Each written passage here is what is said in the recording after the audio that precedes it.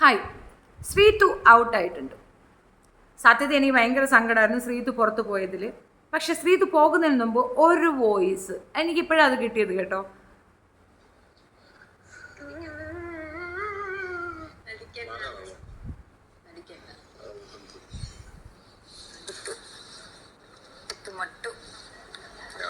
Camera மட்டும் இல்ல, நீ எப்படி இந்த கேரக்டர் எனக்கு பார்க்கணும், வெயிட் பண்ணணும். எல்லாம் முடிச்ச உடனே வெளியே போகல மாமனே, அப்ப நீ இந்த சபா வெளியே வரல, இந்த புறத்திறங்கி இந்த கேட்டுக்கு புறத்திறங்கி வந்தேன்.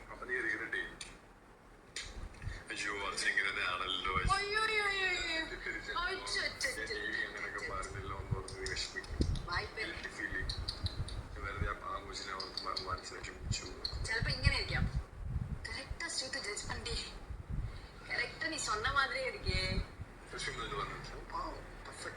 அதுதான் ഞാൻ പറയുന്നത്. വെളിയിൽ പോയവർക്ക് അറിയില്ലല്ലോ, ഇല്ല വെളിയിൽ നിന്ന് കാണുന്നവർക്ക് അറിയില്ലല്ലോ. നീ ഏൻ മുന്നാടി നടിக்கிறீ எனக்கு தெரியுது. ഏൻ വെളി വരുന്നില്ല അറിയില്ല. ആക്ച്വലി ഈ ഒരു വിഷയത്തിൽ ഒറ്റ അഭിപ്രായം മാത്രമേ ഉള്ളൂ. ശ്രീതുവിന് പറ്റുമോയെന്ന് എനിക്ക് വെരി ബിഗിനിങ്ങിൽ തോന്നിയിരുന്നു. അവരുടെ അമ്മയ്ക്ക് ഇഷ്ടമില്ല, അത് അവർ വന്ന് അവരുടെ അഭിപ്രായം പറഞ്ഞിട്ട് പോയിട്ടുമുണ്ടായിരുന്നല്ലോ. ഈ പെങ്കൊച്ചിന് മനസ്സിലാവുന്നില്ല എന്നുള്ളൊരു ഡൗട്ട് ഉണ്ടായിരുന്നു. പേരൻസ് പറയുന്നത് കേൾക്കാൻ എന്താണ് ഇത്ര ബുദ്ധിമുട്ടെന്ന് എനിക്ക് മനസ്സിലാവുന്നില്ല. ഇയാളെ പറ്റി കുറേ അധികം കാര്യം, പ്രത്യേകിച്ച് അർജുനെ പറ്റി ഒരുപാട് സ്റ്റോറീസ്, റൂമേഴ്സ് പുറത്തിങ്ങനെ നടക്കുന്നുണ്ട്. കൂടെ ജാൻമണിയുമായിട്ടുള്ള റിലേഷൻഷിപ്പ് 1 വർഷത്തോളം സംസാരിച്ചിരുന്നു. എന്തൊക്കെയോ കുറേ കാര്യങ്ങൾ ഇങ്ങനെ പറയുന്നുണ്ട്. ഞാൻ ആ ഡീഗ്രേഡോ അങ്ങനെ ആ രീതിയിലുള്ളൊന്നും പറയാൻ ആഗ്രഹിക്കുന്നില്ല. പക്ഷേ ഇന്നലത്തെ ഒരു കരച്ചിലും ഈ ശ്രീതുവിൻ്റെ ഈ ഒരു ഇതും ഒക്കെ ഒന്ന് മിക്സ് ചെയ്യുമ്പോൾ ഏകദേശം എന്തൊക്കെയോ എവിടെയോ ഒരു സംതിങ്.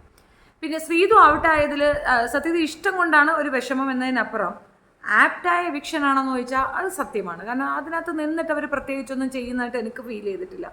അങ്ങനെയുള്ള ഒരാൾ പിന്നെ അവിടെ കൂടുതൽ നേരം കണ്ടിന്യൂ ചെയ്തിട്ട് കാര്യമില്ലല്ലോ, പുറത്ത് പോകുന്നതായിരിക്കും നല്ലതെന്നാണ് എൻ്റെ ഒരു പേഴ്സണൽ അഭിപ്രായം. പക്ഷേ ശ്രീതുവിന് മനസ്സിലായി എന്നുള്ളത് ശ്രീതുവിൻ്റെ ഈ ഒരു സംസാരത്തിൽ നിന്ന് വരുന്നുണ്ട്. ഇന്നലത്തെ കരച്ചിൽ ശ്രീതുവുമായിട്ടുള്ള ഒരു കോംബോ ക്രിയേറ്റ് ചെയ്തിട്ട് അതിനകത്ത് കിടന്ന് കരഞ്ഞത്, ഇതിൻ്റെ ഇടയ്ക്ക് എനിക്ക് അതിന് ഫേക്കാണെന്ന് തോന്നിയത് എപ്പോഴാണെന്ന് അറിയാമോ?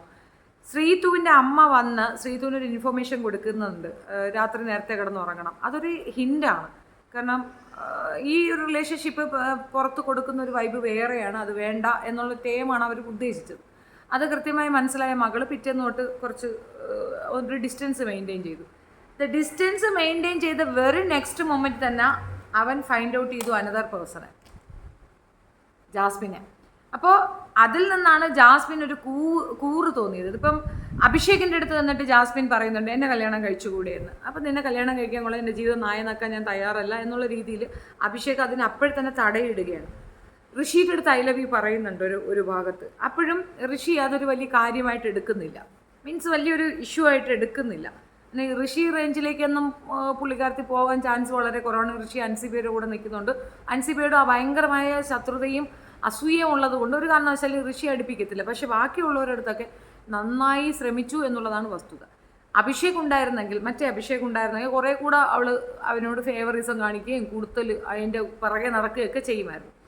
എനിക്ക് മനസ്സിലായത് ഈ അർജുൻ ശ്രീതുവുമായി പിണങ്ങി നിൽക്കുന്ന സമയത്ത് അവളുടെ കൂടെ ചേർന്ന് അപ്സരയുടെ കൂടെ ചേർന്നിരുന്നുകൊണ്ട് ഒരു പാട്ടും കൂത്തും രാത്രി വെളുക്കുന്നവരെ മറ്റുള്ളവരെ ഇറിറ്റേറ്റ് ചെയ്തുകൊണ്ട് ഡിസ്റ്റേബ് ചെയ്തുകൊണ്ടും അവൻ കാണിച്ച ആ നാടകവും ആകെ മൊത്തത്തിൽ ആ പറഞ്ഞ ഒരു സംഗതിയിൽ ഏകദേശം എൻ്റെ ക്യാരക്ടർ റിവീലായിട്ടുണ്ടെന്നാണ് ഞാൻ മനസ്സിലാക്കുന്നത്.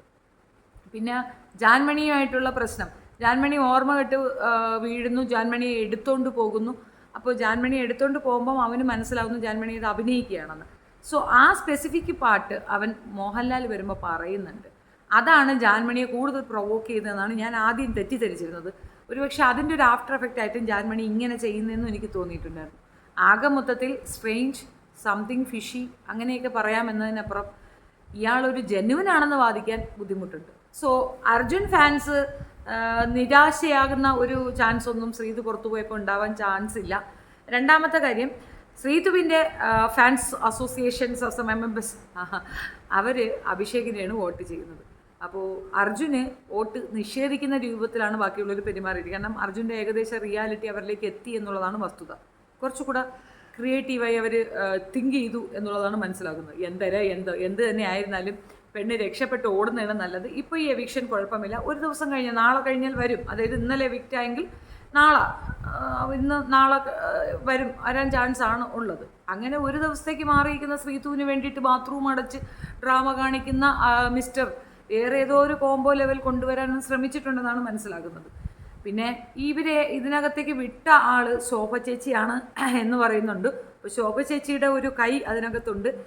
രഹസ്യമായിട്ടാണെങ്കിലും എങ്ങനെയെങ്കിലും അർജുനെ ഒന്ന് ജയിപ്പിച്ചെടുക്കാൻ വേണ്ടിയിട്ടുള്ള PR വർക്ക്, മറ്റുള്ളവരുടെ ഒരു കുത്തൊഴുക്കിൽ ഈ ഒരു കാര്യം പുറത്ത്, അതായത് ഇവർ ഇൻറ്റേർണലി ചെയ്യുന്ന ഈ സാധനം പുറത്തേക്ക് വരാതിരിക്കാനുള്ള ശ്രമങ്ങൾ, പിന്നെ അതിൻ്റെ കൂടെ തന്നെ ജയിപ്പിച്ചെടുക്കുക എന്നൊരു രീതിയാണ് നടക്കുന്നത്. പക്ഷെ അതിന് ഈ ഒരു വൾഗർ ഡ്രാമ കളിക്കേണ്ട ആവശ്യമുണ്ടായിരുന്നില്ല.